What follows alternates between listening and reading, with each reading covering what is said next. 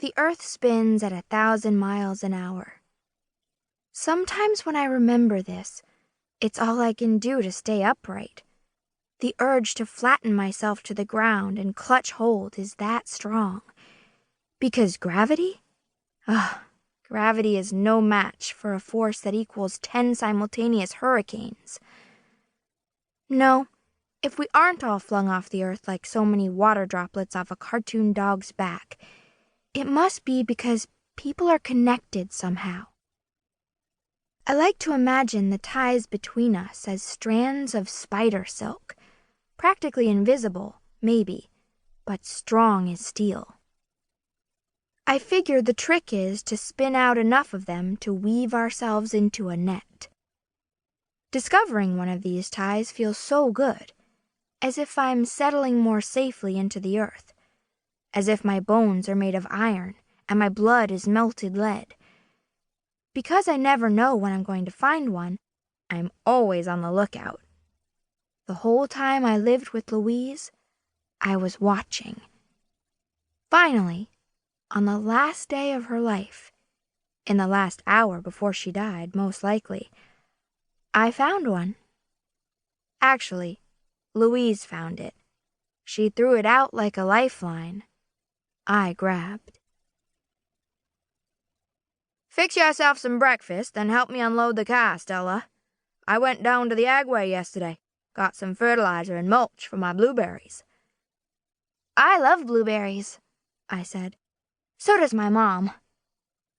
I pulled a box of pancakes out of the freezer and braced for the sarcastic remark about my mother I figured was coming.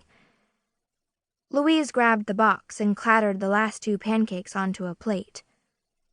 Puh, she muttered. Puh, I'd noticed, was the start of a lot of her conversations, as though she'd taken in a mouthful of road dust and had to spit it out before she could form any words. Puh, she started again. You're telling me. That girl was crazy for blueberries. She winced when she realized what she'd said, and frowned over at me to see if she had to apologize. But I didn't react. My mother wasn't crazy. That wasn't it. What I mean is, she was always hounding me to buy 'em. 'Cause they cost an arm and a leg out of season. I didn't have enough money to go buying 'em whenever she got a whim. She shoved the plate into the microwave and stabbed the start button extra hard to show me how she felt about things.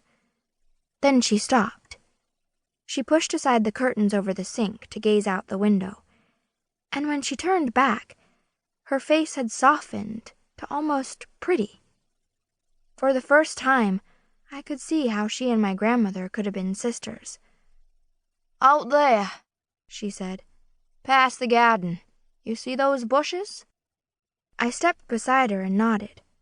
I saw bushes, 20 or 30 at least. They didn't impress me much, I have to say. Your mother helped me plant 'em, because she loved 'em so much. Couldn't have been more than 8 or 9, but she worked like a little trooper. Never quit.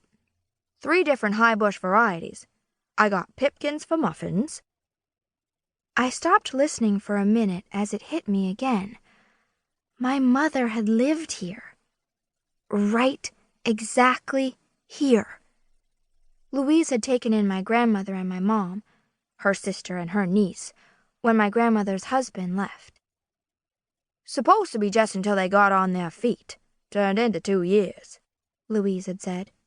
Your mother was a handful even then. It was a long 2 years. I looked around, wondering if she had eaten from these dishes, sat in these chairs. I'd been poking around whenever I could, but hadn't found any trace of her yet. It was as if Louise had scrubbed her away, the way she scrubbed her kitchen every morning.